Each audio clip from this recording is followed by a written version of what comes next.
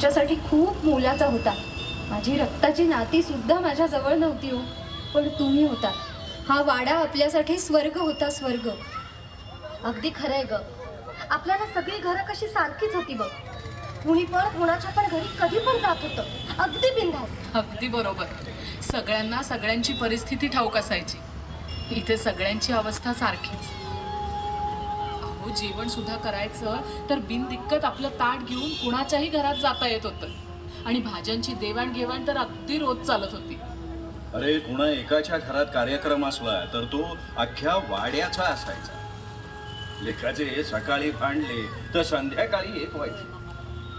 वाडा कसा हसून खेळून राहत होता. सगळ्या घराची दारं कशी सताड उघडी असायची.